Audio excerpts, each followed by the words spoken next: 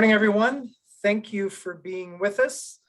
Welcome to this addition to the Global Business District Innovation Club panels that I'm very proud to take part of. My name is Glenn Castanera. I'm the Executive Director of the Downtown Montreal BIA, Montreal Centre-Ville.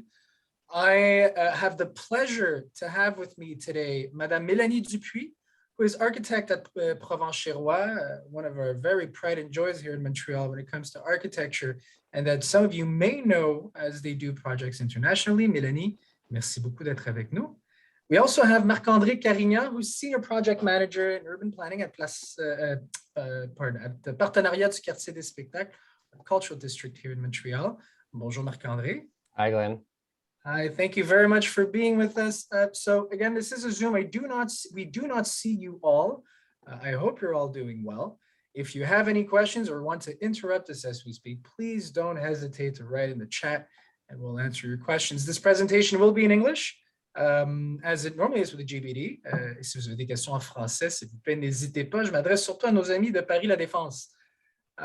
So we'll not want to take much of your time. We do all have quite a bit of Zoom fatigue, and how I wish I could have you here in Montreal and show you all the projects that we're working on.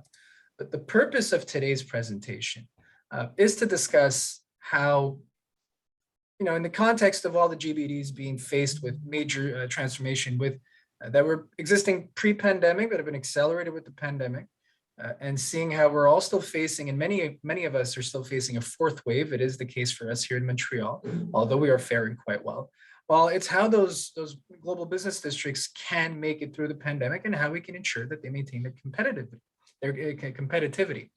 So we will discuss how placemaking, design, and culture has and is helping revive downtown Montreal. We will discuss with our experts here around the table. We are going to cover some themes. I'm going to try to show you some key data on our office trends here in Montreal and how we're seeing things evolve, how we've worked quite hard to keep our business district alive and thriving, even with the loss of hundreds of thousands of office workers and the closure of borders. We're also going to discuss how human-centered design, which is much more than a tagline, can actually help us make sure that our downtown is attractive. And in the case of Montreal, when it comes to North America, how our quote unquote joie de vivre has really helped us keep our heads out of the water during this pandemic. And of course, the economic impact of culture and entertainment district when it comes to our GBDs. So without further ado, I'm going to share with you a short presentation. And what have I done? There we go. No matter how often we do these, we always lose a few seconds here. So downtown Montreal, as is the case for most GBDs, in the case of Quebec, it is the economic, cultural, and academic hub of our province. Our territory that we cover, the whole of downtown is just estimated to be around 8 kilometers square. In the case of the territory of Montreal Centre-Ville, it's approximately 3 kilometers square, which is where the highest concentration of offices, of course, are and cultural districts. That translates into, in our case, 11,000 businesses, which includes 24 international headquarters, 1,200 restaurants, bars, and 16 shopping centers. It's the highest concentration of retail in the case of downtown Montreal. It is a very diversified economy. We are the second largest financial hub. But not only our economy when it comes to downtown is very much diversified, especially when it comes to artificial intelligence, technology, the creative class, which, as we will discuss, has really helped us make it through this pandemic. In our case, it's 75,000 residents, with over 50% of them holding a university degree. In our case, it's 150,000 students. You will see just how important that is for the case of our business district, keeping its head out of the water. We do represent over 300,000 jobs, which is, in our case, in the Greater Montreal, it's 17% of all jobs in the Greater Montreal, and it's roughly 15,000 jobs per square kilometer. It's 11 million tourists. Actually, downtown Montreal is the gateway to tourism here in Quebec, which in our case for downtown Montreal represents roughly $5 billion in economic activity. And this is expected to grow. Now, of course, these are pre-pandemic numbers. We've been badly hit by the pandemic as everybody else. But as we will see in some of the numbers, it's a huge asset for downtown Montreal. And something quite interesting about downtown Montreal is the fact that we are also Quebec's largest cultural hub with over 60 cultural organizations. It's actually 40% of all of Quebec's performing arts, 61% of the festivals, 21% of our museums are here in downtown. You can imagine how in the case of downtown Montreal, that has helped us keep downtown attractive, even with the absence and the lockdown of those over 300,000 office workers. Our role, our mission as most GBDs, BIAs, and BIDs is to contribute to downtown Montreal's economic, commercial strength and quality of life, and as well our global reputation. I'll skip to these. These are pretty much the usual thing you'll see in GBDs and BIAs and BIDs when it comes to embellishment, programming, public space activation. All these images are initiatives that have been put forth this summer, 2021, as Montreal was badly hit with the pandemic. It's quite important, maybe for everybody to understand. And we talk about the impact of the pandemic here in Quebec. Montreal was the epicenter of the pandemic in Canada. It was where we had the highest concentration of cases and concentration of deaths. The situation has gotten a whole lot better. We have, thanks to some severe measures been put in place, managed to flatline that curve. But that is important to keep in mind in the context of this presentation, because you can imagine how hard it was to get back up after that unfortunate title of epicenter. Our goal for downtown, of course, in the medium to long term, is to make it even much more human-centric, much more intelligent, having it data-driven when it comes to decision making.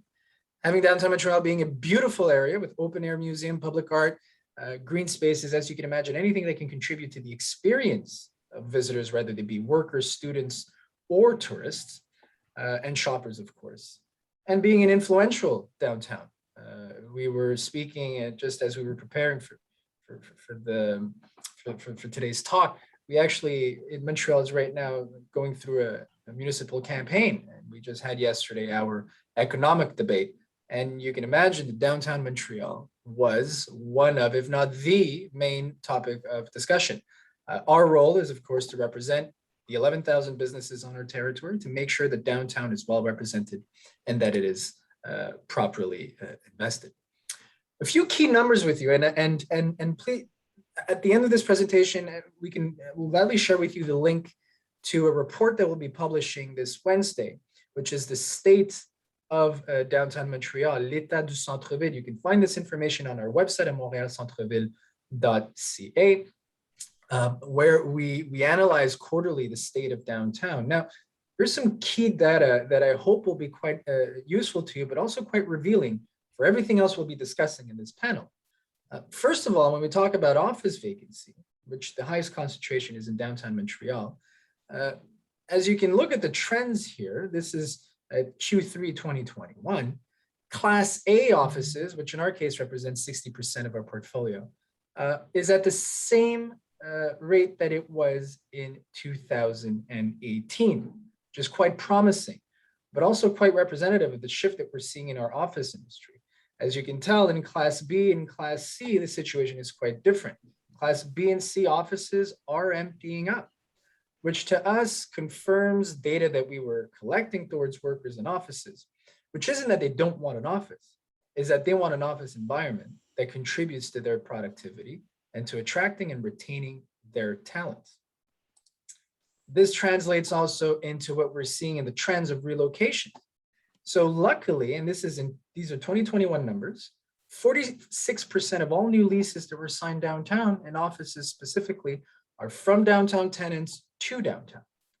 38% of those new leases are from outlying areas to downtown Montreal, and only 15% of those are businesses leaving the GBD.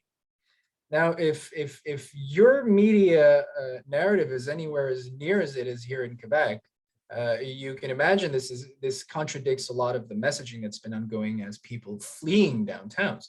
We're actually seeing something quite similar that we see in New York and what I believe we're seeing in Chicago as well. which means that downtown is still quite attractive for offices, especially in good quality offices. And as you can tell here, the tenants are, and this confirms the data we've just shared, that most of them, 54%, are actually moving into superior quality buildings. And quite only a few of them are moving to either same quality buildings or even less under inferior quality, which again, what that tells us is just how important space and quality of space is going to be. Keep that in mind, because that space does not end in buildings, it transpires into public space. Square footage variation, now that is quite evident as well. Although new leases are being signed, most of them do see a decrease in square footage. They do need to optimize their square footage, which makes sense also with the data we just saw. Moving into a higher quality office, normally much more expensive per square foot. Businesses, by reducing their square footage, can obtain the same expense when it comes to offices by reducing their square footage and increasing its quality. Something interesting, however, is that what I'm not showing here is that these leases are quite short term for Quebec or Canadian and North American standards. Most of those leases are being signed for less than 5 years, when the average is about 10 years, which is also coherent with the situation. Businesses are waiting to see how the pandemic is going to fare out, but it does show quite a high level of confidence towards downtown. When it comes to telework and physical work, in the case of Montreal and downtown, and important to know that public health has emitted a guideline saying that return to office should be postponed to after the new year. So keeping that in mind, it is quite impressive to see that 23% of workers are back full-time to the office and 30% are doing part-time telework. So only, quote unquote, only 47% of workers are 100% telework, given that, again, public health guideline is to favor remote work. This is quite interesting, and I do believe it is a data we should all keep an eye on when we look at the future of work. If there is one environment where people can and easily work remotely, it's universities. If there's one thing that's easy to do is what you're doing now, sitting behind a screen and listening to someone talk. Now, what we've seen in Montreal, which is Canada's largest university campus concentration, is that in the fall of 2020, at the peak of the pandemic, the vast majority, nearly 90% of all students, were attending class online. Now, this has completely reverted in this fall, as again, we are in the fourth wave of this pandemic when it comes to Montreal. We've shifted back to a 90% in-person attendance here of universities. Now, you can imagine why that is. Students and the creative class and the talents that we are attracting in our universities require not only high quality education and information, but high quality experience. They do need to connect with other humans. And in our case, those humans are downtown, which is quite beneficial to our bottom line.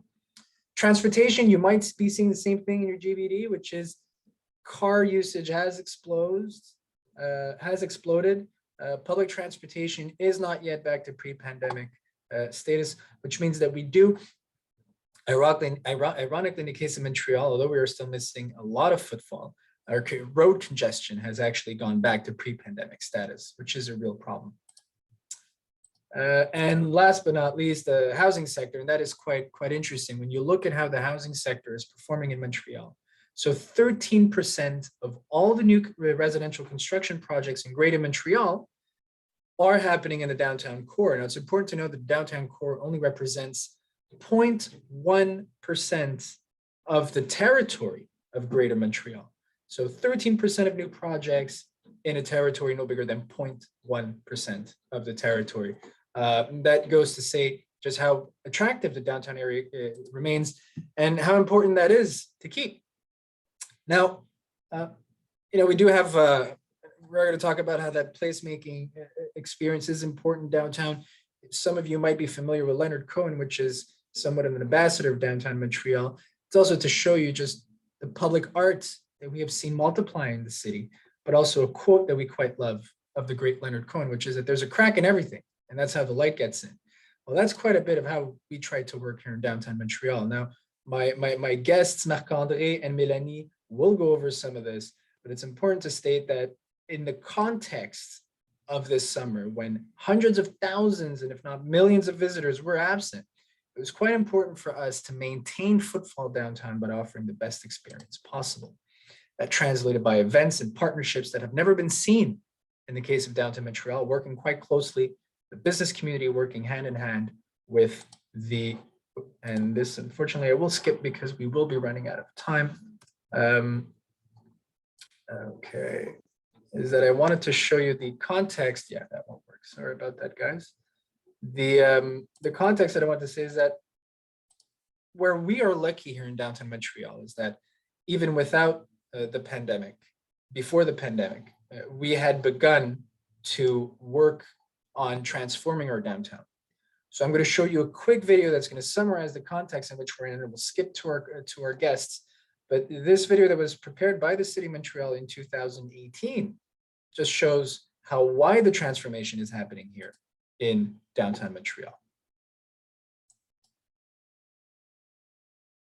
And fortunately, the sound is not okay. Well, I will skip and I will speak on top of that video. I'm sorry. Fortunately, the sound is not coming on. What's happening in Montreal is that we have some very aging infrastructure that has been a major issue for downtown Montreal, where a lot of infrastructure is very late when it comes to updating. So we're talking about water mains, electricity, gas lines.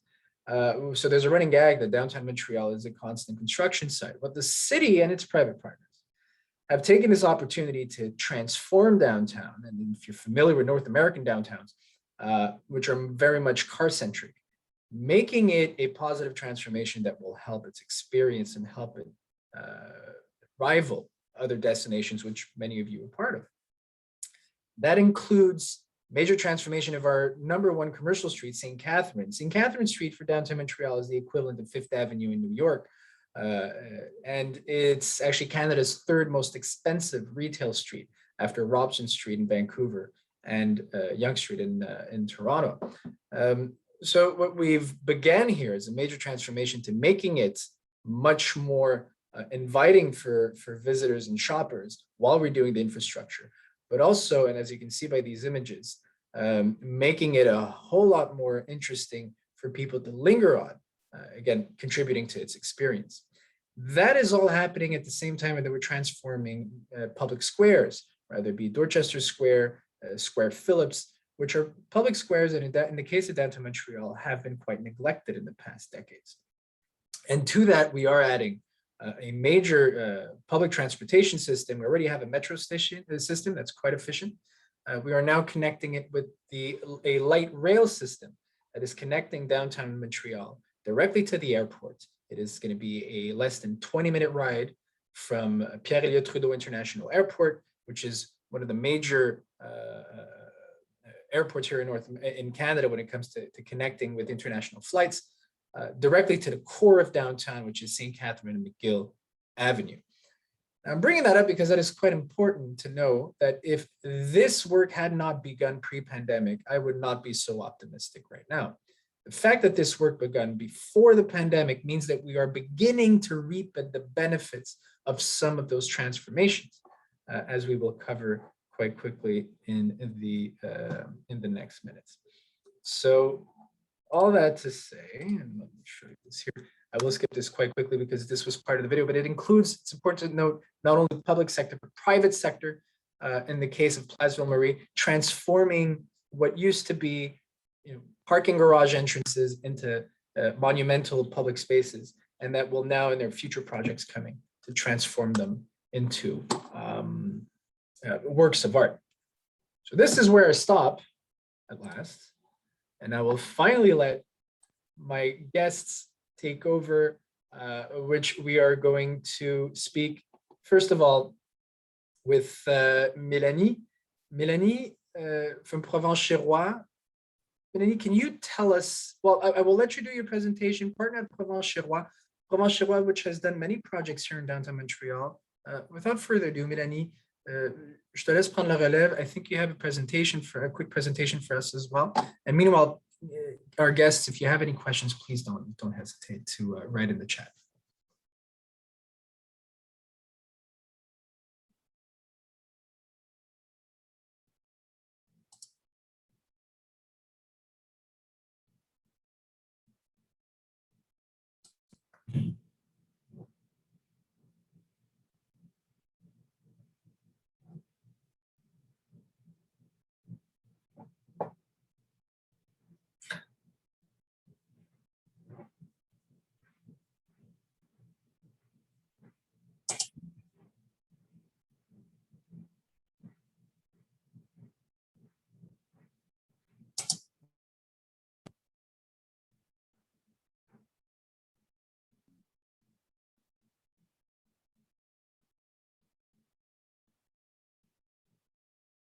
Is that normal that I can't hear Melanie?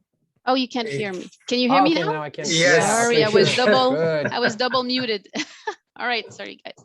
Okay, so thank you, Glenn, for that that invitation. It's a real pleasure for me to be part of that discussion. First, I'll take just a few minutes to introduce Provence-Chérois and show you a few projects that I believe are relevant to our exchange today on placemaking. So in a few words, the agency was founded in the early 80s, so by Claude Provencher and Michel Roy, and is now a dominant player in in Quebec's architectural landscape. We do offer services in architecture, urban design, urban planning, and landscape. We have also interior design, industrial design, of course, sustainability, and graphic design. Right now, we have extended our team, so we are over 300 professional working in the different fields. Our portfolio includes institutional, science, educational, healthcare, facilities, offices, cultural equipment, residential, retail, and commercial projects. Essentially, our reputation was built on our approach to anticipate the impact of architectural conception and design in time and space. We dedicate a lot of attention on anchoring and developing a strong narrative for every intervention we do. So our ideas are explored and tested through different mediums. And for us, building scale models brings more depth to the process. It also provides really a good tangible experience that can be shared with our clients.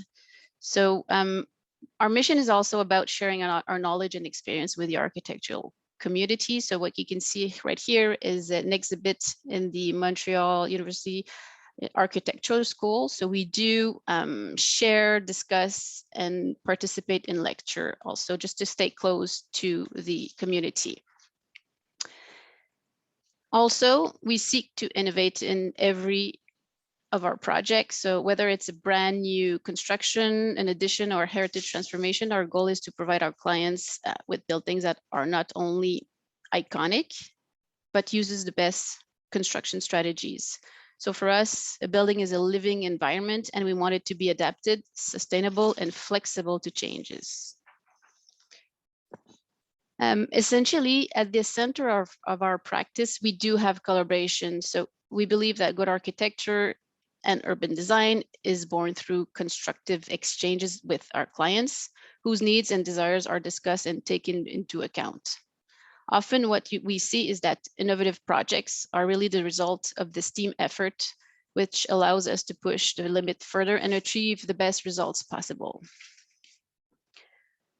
So that was quick, but briefly, this who we are, and now I'll share with you a few projects that we've done in the city.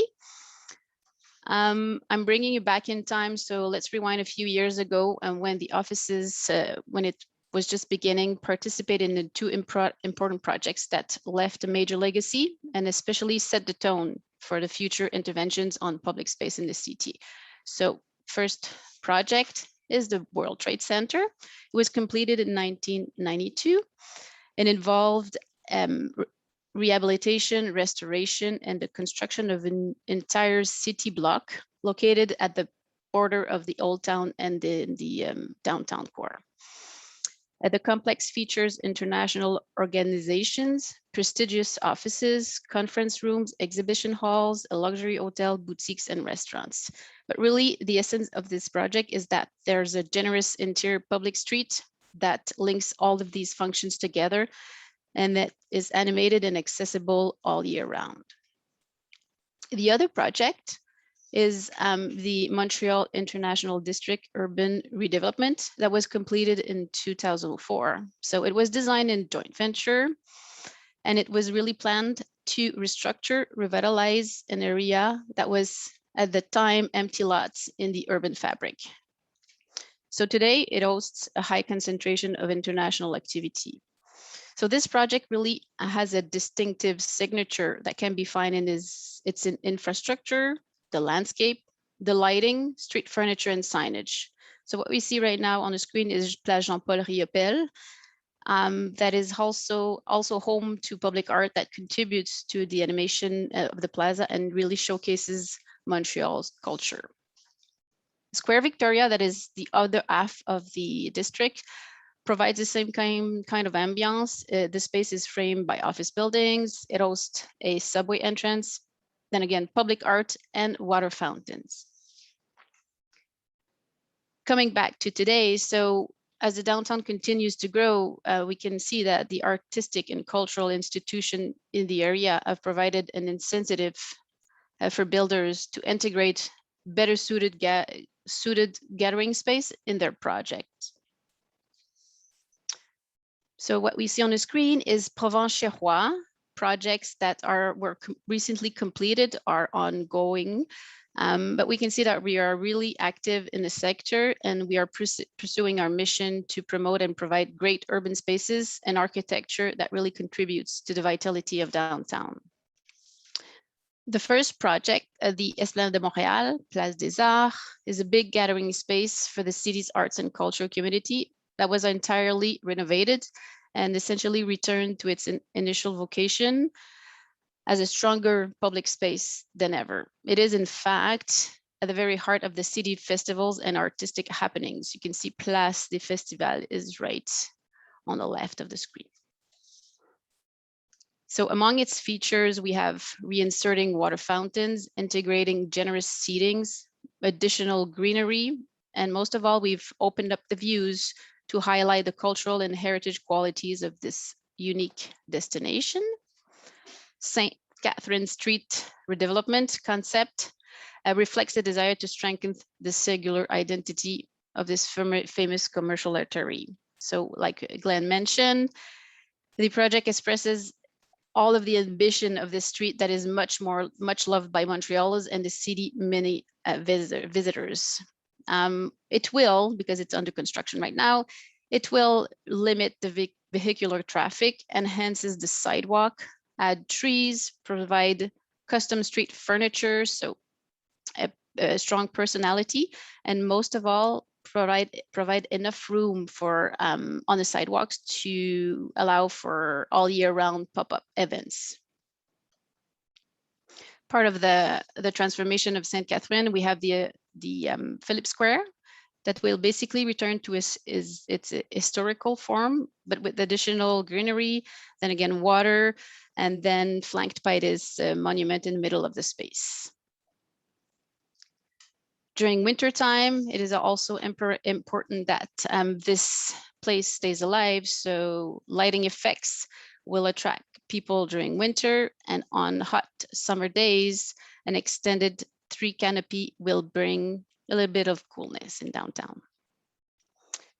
I'm bringing you on the western side of the downtown core. So we have the Montreal Museum of Fine Arts that also embraced the trend of activating spaces while showcasing local talent. Its avenue,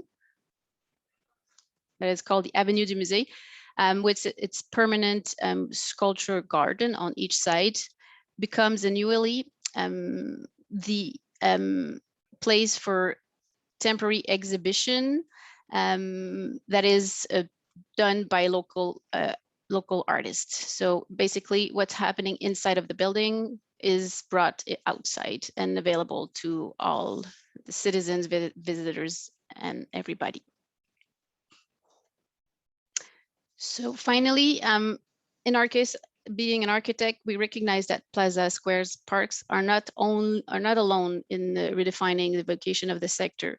New buildings can also be part of the action by extending the public realm to their foot or even inside. So this project is Carré Saint-Laurent, is sitting at the heart of the Quartier des Spectacles.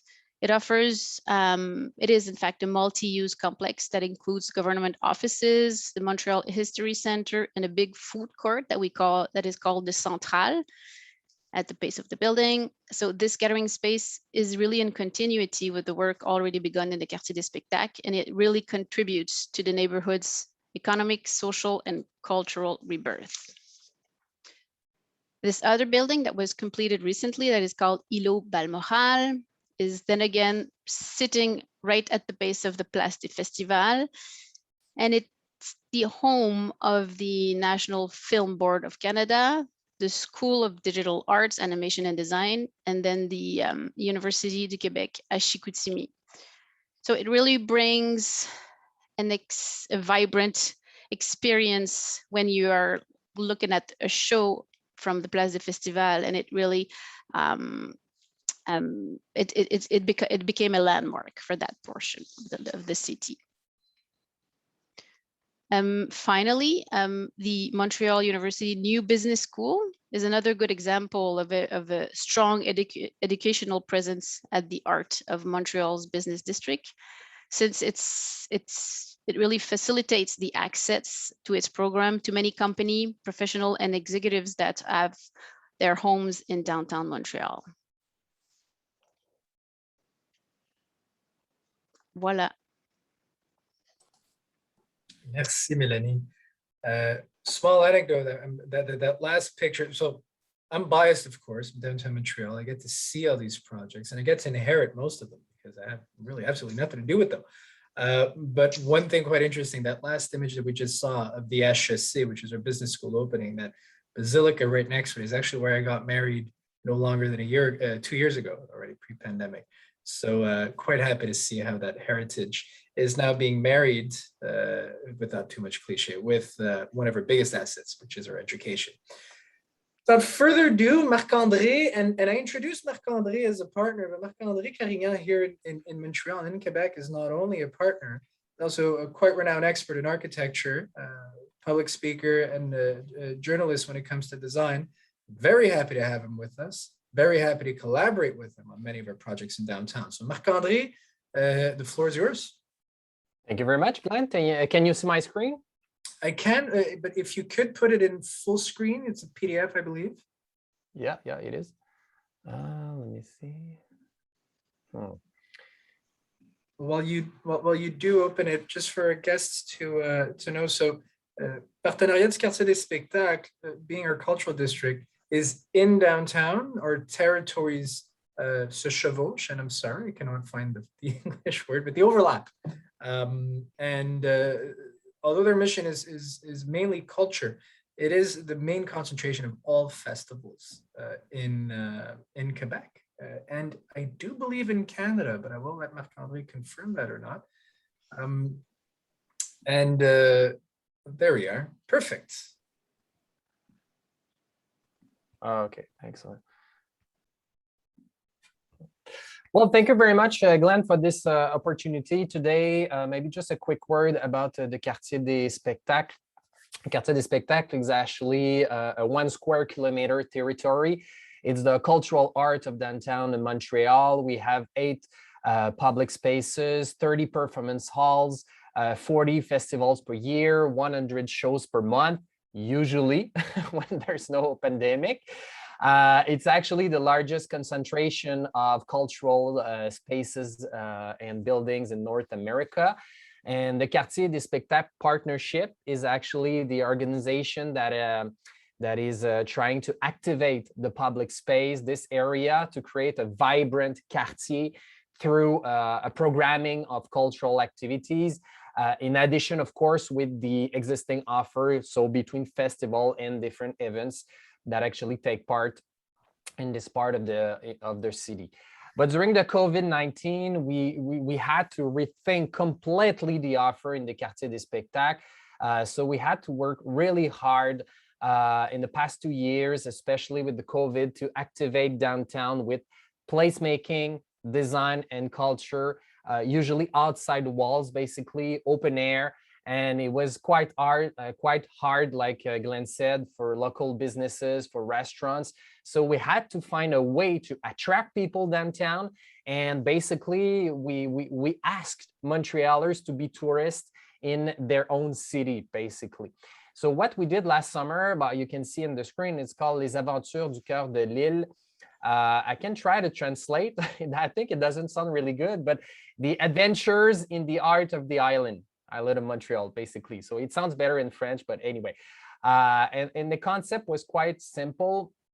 It was a big open air event.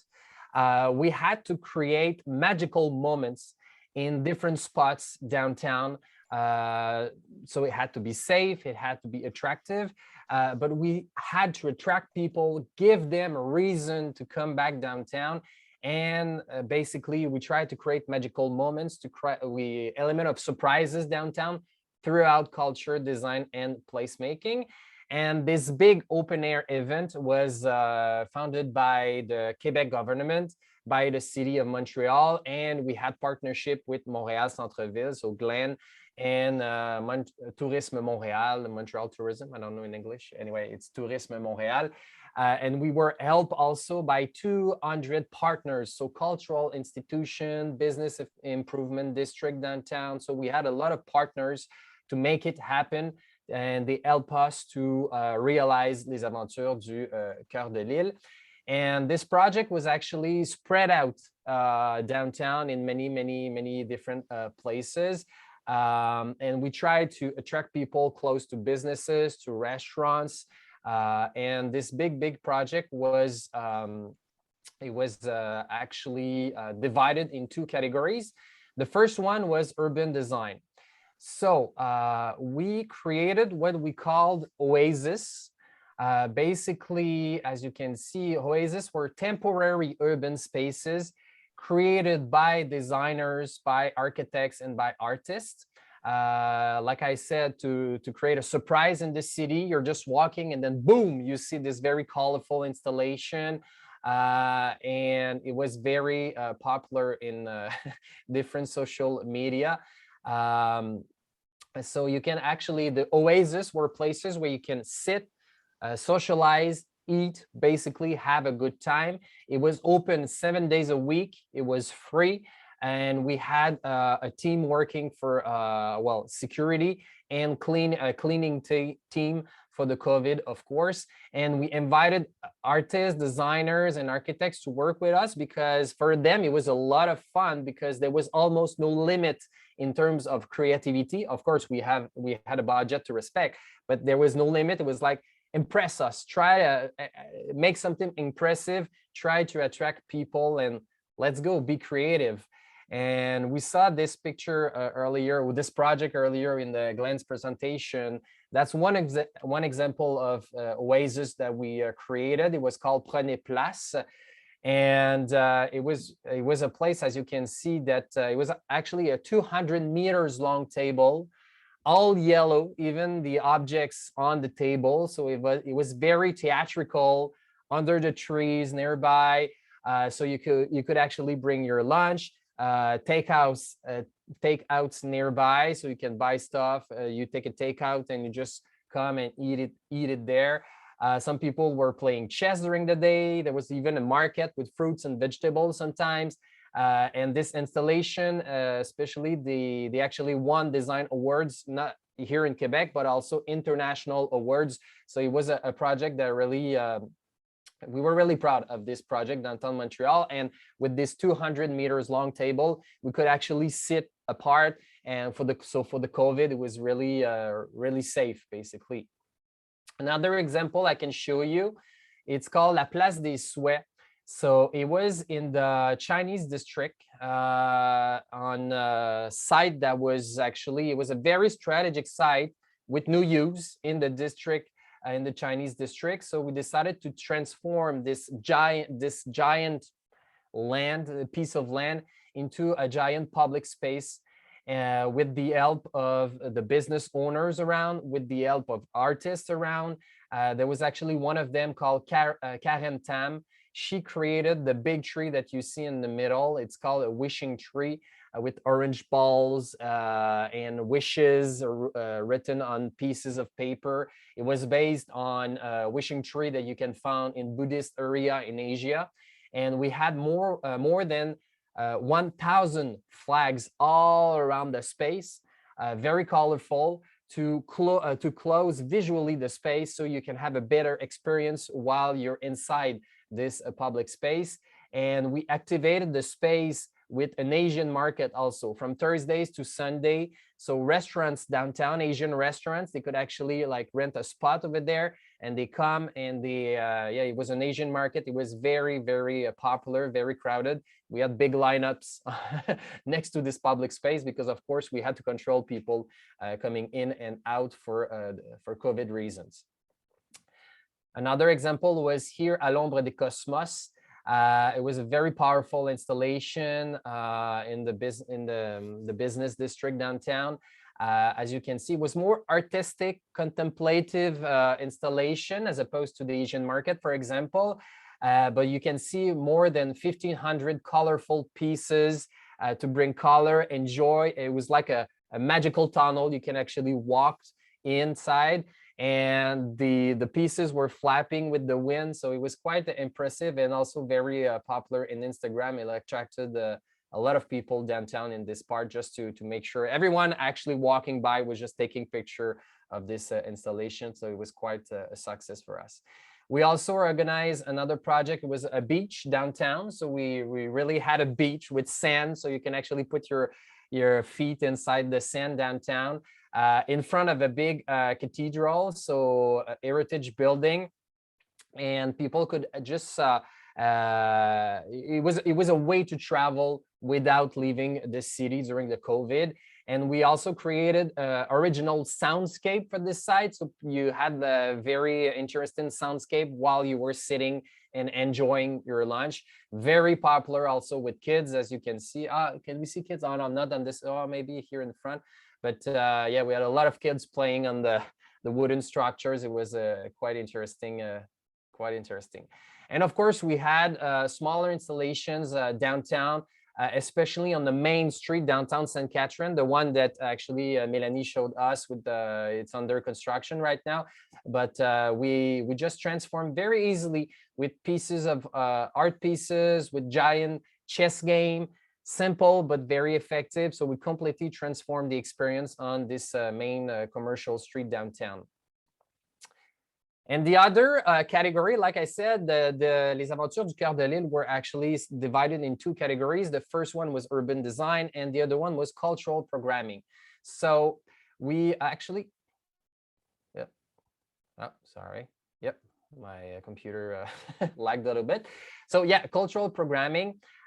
We hired more than 500 artists, plus designers, plus artists to work with us during the summer. More than 315 shows in the oasis, in the streets, because all the oases that I showed you were activated by cultural programming.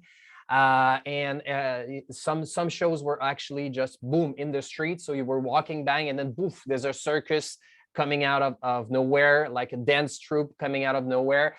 So we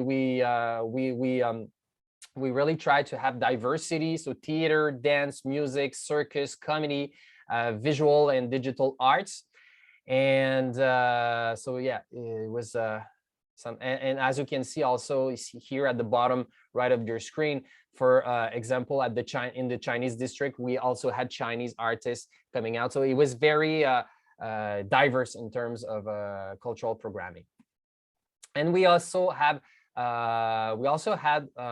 special projects to include more Montrealers into this big event, because yeah, we hired artists, yeah, we hired designers, but it was a way to include Montrealers. And what we found is that we actually bought a license from the French artist GR. You probably have seen this project. It has been done in many places on the planet. So we try to recreate the Inside Out project in Montreal on different, actually on 30 different sites or building. So Montrealers were just coming out of their homes, We took pictures of them and we just we put them everywhere in the city. Some were digital, some were actually printed on paper, and we created like big murals like this. So it was quite interesting. And all the activities were related with this trail, inspired from the Boston Freedom Trail. So people can just actually follow the line, and boom, there was a show, there was an oasis, there was a artwork. So it was very easy, very intuitive to follow. And we also had QR codes in some places, so people can actually have more info about what they were actually seeing. And yeah, I'm gonna stop right there because I think my time is up. But basically, that's a big sum up of Les Aventures du Cœur de l'Île in Montreal last summer. Thank you very much, Marc-André. If you're not aware with the weather here in Montreal, so fall has just started, and it's easy to forget that we just had a very warm summer, and then we had a lot of fun in our public space. Thank you very much for that. Two interesting elements about what Marc-André just said I'd like to put the emphasis on. One of them is these oases that Marc-André showed us. Another peculiar change that we made in our legislation through representation is to allow people to consume alcohol on them. In the case of Quebec, drinking alcohol in the public space is not permitted. It is permitted on private patios of restaurants or in parks if you have a picnic. In the concept and the main issue that we had when we targeted at the beginning of the pandemic was people were fleeing the city for the country or fleeing the streets for parks and public space. So the question was, how do we keep them there? And one of those issues, well, let's treat these places like mini parks where people can drink freely. And also we have the issue with restaurants with restricted capacity inside their businesses. So that was one element that made it quite interesting. The other, Marc-André mentioned La Place des Suez, so a lot of initiatives that we did in Chinatown. In our case, Chinatown is in downtown Montreal. As it was the case for many Chinatowns in North America, our Chinese community and quite largely our Asian community were targeted by hate crime and discrimination, a lot of them due to with the pandemic situation that was only exacerbated by tensions between our governments, which didn't help the situation. In the case of Montreal, we are very, very close to the Asian community, particularly the Chinese community, which is quite involved in developing the city. So it was a big effort that worked quite well to keep Chinatown attractive, to keep the Chinese community feeling safe and involved in Montreal. And the result is that we had, and I live right adjacent to Chinatown, so I got to see it every day. Quite a lot of people. It went from being deserted to quite busy as people flocked back into the area. So thanks a lot for that, Marc-André. Very, very fun working with you guys on this summer. So we don't have questions in the chat. If you do, please don't hesitate to write them down. Meanwhile, I'm going to ask questions to our panelists. And one of the questions I want to bring up is, in the idea where our global business districts are not only fighting to attract and retain businesses, but to attract and retain talents. It's quite important to state how public space can help that. So one of the questions I want to ask is, I spoke earlier about what defines the economy of downtown Montreal, the fact that we're very diversified. We have universities, our economy is very diversified. We're not focused on one specific area. Our economy is based on many, many elements, whether it's technology, creative, and finance. Well, how does Montreal's placemaking from an urban design and architecture point of view, what defines Montreal? So we spoke about it earlier, but I'd like to hear you a little bit more on that, Mélanie. In the case that downtown Montreal's urban context, it's very, it's a different atmosphere. How would you define, or what defines Montreal's placemaking from an urban and architectural standpoint? Well, thanks, Glenn. I think the first thing is about the scale, right, of downtown. It's a small territory in a sense that it's really walkable in under an hour. And walking from east to west, you can have many atmospheres. It changes through the main routes you are or within your promenade. So that's one thing. Then the other thing is about we also have a lot of a public transit close to many squares, parks, downtown. So that facilitates also the movement through the city.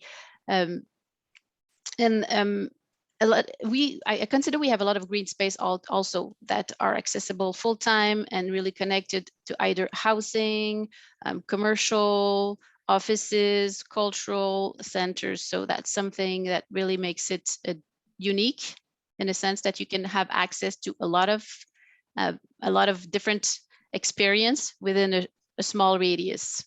And then, you know, the scale also of the downtown, it's not only high-rise building, it fluctuates depending on where you are in the city. So that brings a human scale, I would say. Thanks. Marc-André, anything you want to add to that? Yeah, but I think, it's very true. Melanie, you're right about that.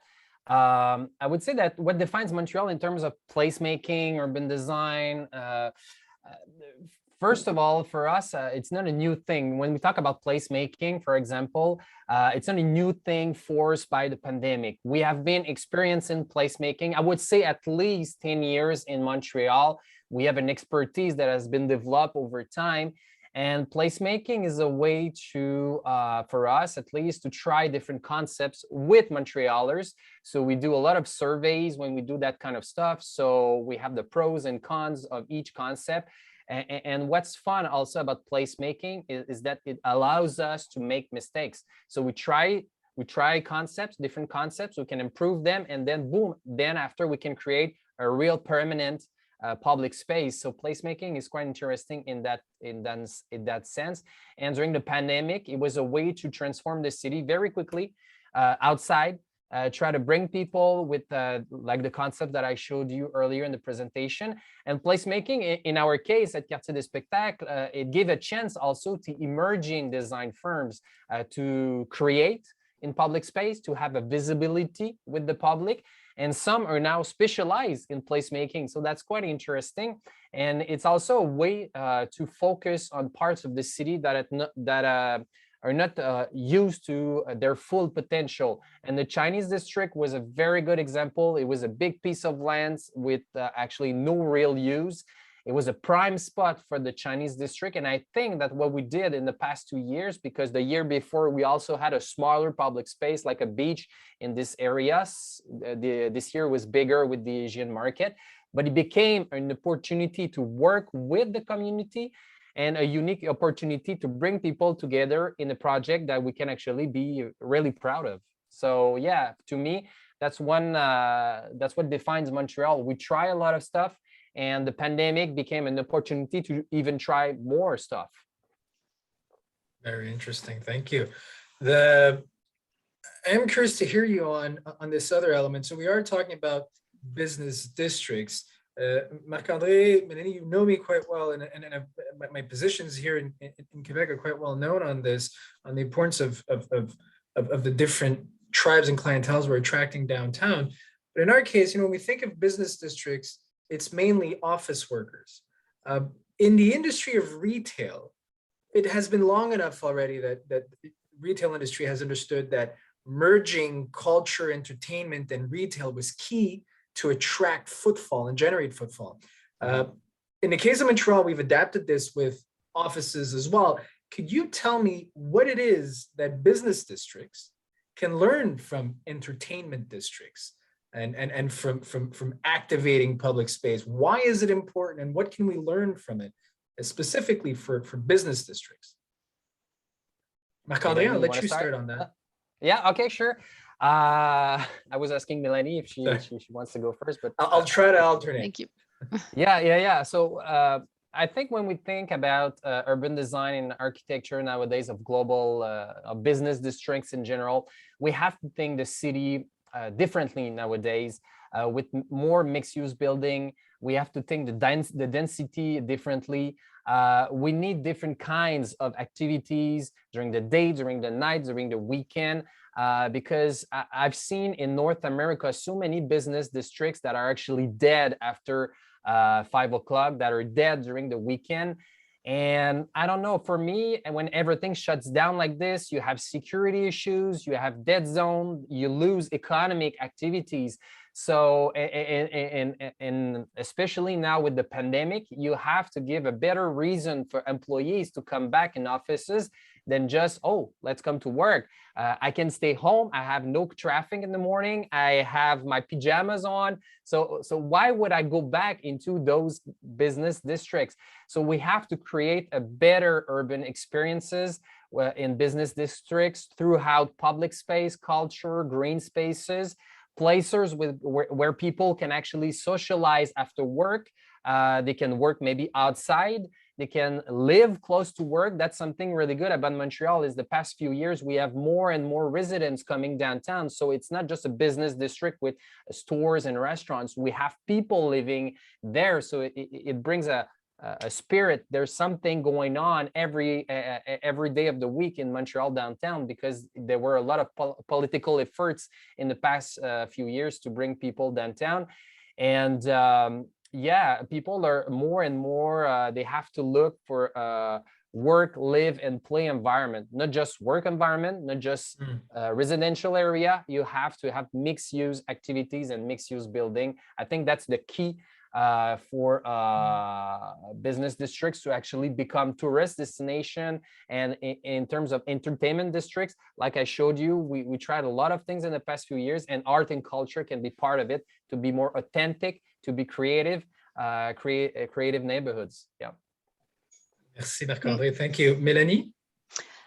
When I think about business district offices, I mean, we're living it, right? It's really hard to bring people back at the office.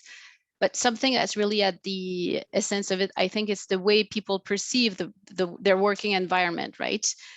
Nowadays, we're trying to make those spaces become really landmarks or destination on their own. And I think architecture can contribute to that, in a sense that all of the wellness aspect of bringing the worker into some kind of replication of their home, but having access to natural light, restaurants, other features than just their desk, where they can share and in exchange with their coworkers, is something really that we need to put at the middle of our reflection on how to transform the working experience itself. And then, of course, when you go outside, all of those experience or opportunities you have makes it really more attractive for people to go back to work. Absolutely. So thanks. And that prompts the question, and we repeat it again and again here in Quebec, that we have winter. It's not a reality everyone has.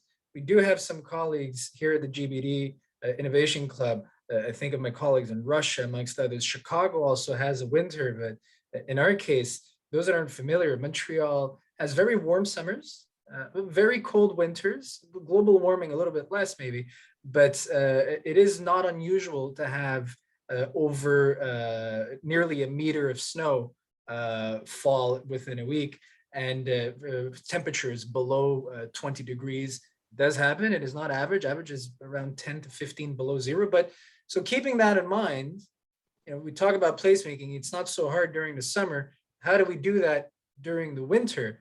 I'd like to hear you guys on that. How is it? And I think we do it quite well, but I'd like a few examples.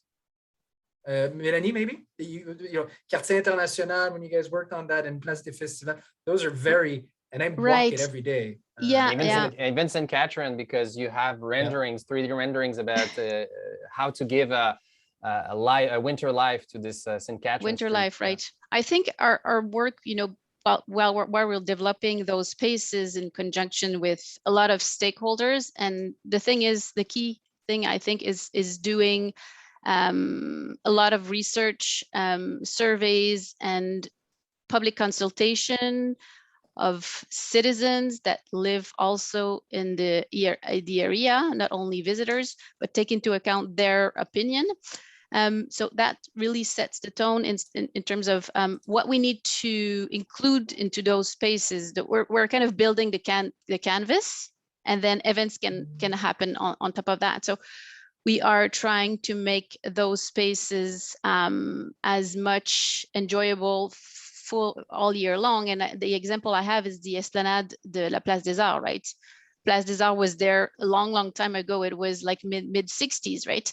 And when it was initially planned, there was already a skating rink on top of it. It really never really worked, but that was something that was thought of initially, because knowing that winters are long and we need to provide or offer activities that are depending of cultural events. But if you go to the city to go to a cultural event, why don't you bring your family and then enjoy a time outside? So that's one good example. So the new Esplanade de Festival hosts the Montreal Festival en Lumière. So there's a big slide, so it is full of snow, but and then it's really the way we planned it. It permits that kind of experience to happen and to be installed on site. So absolutely. Marc-André, can you tell us how that translates in Quartier des Spectacles? Yeah, it's weird because we have I think Montrealers have a very weird relation with winter. Some people love winter, some people hate winter. But one thing we can say is that we work really hard in Montreal in the past few years. Mélanie talked about the Montréal en Lumière to put like Igloo Fest, many festivals basically, so you can enjoy winter, socialize outside. And what's interesting is that Montreal is known for its festival culture, gastronomy. And over the years, we developed different ways to express ourselves in those areas. So we have, like I said, festivals, outside festival, even during winter. We have permanent, temporary pop-ups during the summer and the winter. We close streets, especially during the summer, with our art installations that covers basically the whole street. And in winter, we have, for example, in Quartier des Spectacles, luminothérapie, which is a very interesting architectural competition, a design competition since 2010, if I'm not mistaken. It's basically, it's a chance for designers to create a winter public space based on light, colors in the Quartier des Spectacles, in the Place des Festivals, so right in the heart of downtown Montreal, to create a winter experience where you can play, socialize. We had musical swings and colorful, how do you call that? Like the swings? Seesaws. There you go, seesaws. There you go. So you can enjoy winter with kids differently, basically. I wish I could show you some pictures, but yeah, so we had to try and find ways in the past few years to enjoy a little bit more Montreal, because Montreal is really known for this underground system, but we like also to go outside sometimes. Mm-hmm. And the interesting thing about the Montréal en Lumière also, it speaks to musical venues. Yeah. The art galleries are open by night, I think the whole night. Mm-hmm. And so you have chefs from around the world. So it's a complete experience. Absolutely. It's a good mention of that underground. It's important to know, those who aren't familiar, downtown Montreal has a large network of underground tunnels that connects most of downtown. It's roughly a good 30 kilometers of tunnel altogether that are connected. And for many, especially tourists that come in, they expect that we live underground and that's how we survive winter. Ironically, it's not. And that translates into the commercial vitality. By that, what I mean is, in the numbers I showed you, there's also the fact, so the tunnels are quite efficient and practical for people to connect, especially in winter, straight from the subway to their offices. But it's not where people want to hang out. And that's actually where we see where the vacancy rate right now is highest, is amongst other things in the underground, because brick and mortar on-street businesses, on-street restaurants, on-street access is what people want, because it's where they have the best experience, even when it's cold in the winter and when it's hot in the summer. So it's a good indicator. On that note, I would like to see if there are any questions. If not, I think we can put it to an end, because if not, we could keep going for another 2 hours, especially if we talk about this topic, which we're quite fond of. Do any of our guests have any questions for us? If not, Marc-André, Mélanie, is there anything you'd like to add to our presentation and everything we've discussed? Sure. I think to have a better business districts, to have world-class tourist destinations, I think one key is, well, we have many, many elements, but I think that people are looking for beauty. People are looking for authenticity. People are looking for discoveries, to feel good neighborhoods, basically. And when you just think about authenticity, it's time to give opportunity to artists, designers, architects to really express themselves, of course, based on your needs, your DNA, because each district, they have different realities. There's no magical recipe to create a world-class tourist destination or world-class business district, but we have to create more beauty in our cities with the neighbors and businesses. It has to be a collective effort. Otherwise, people might not recognize themselves in your proposition. It can look a bit artificial. It has to be more and more bottom-up project. And I think those are the keys to revitalize districts. You can do surveys to identify the needs around you.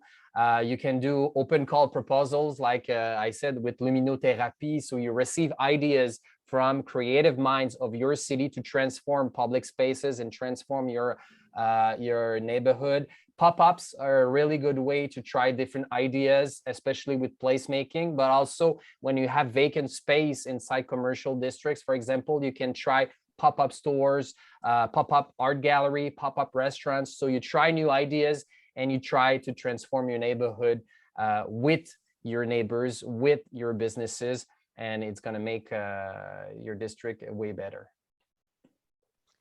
Yeah, on my side, I think, we need leadership, commitment.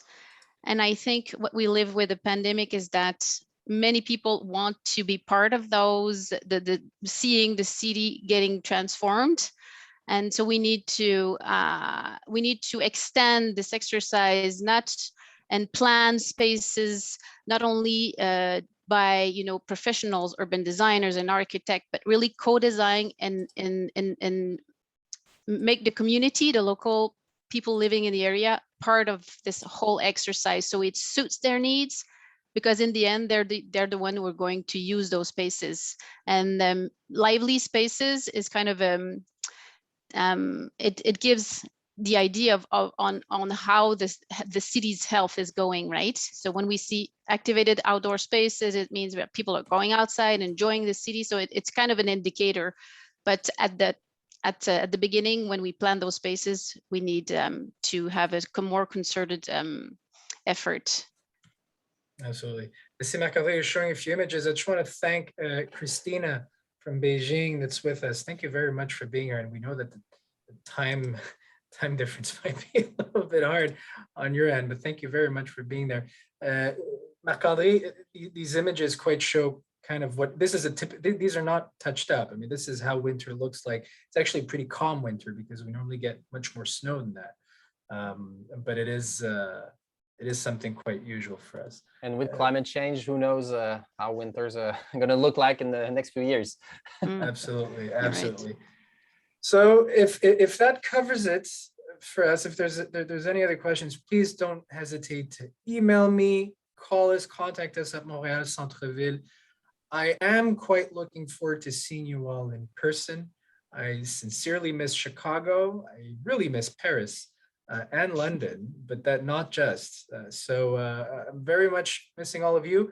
Hope to see you here in Montreal. If you do come down, please let us know. We'll be more than glad to show you around. Merci infiniment, Mélanie, Marc-André. Thank you very much for joining us and sharing your expertise. It's a privilege to collaborate with you. Julia and everybody at the GBD Innovation Club, thank you very much for this initiative of these panels. Please, again, don't hesitate if we can help you with anything else. If there's nothing else, I will end by saying merci and have yourself a great day, great evening, good night. Merci. Merci. Bye-bye. Au Au revoir. revoir.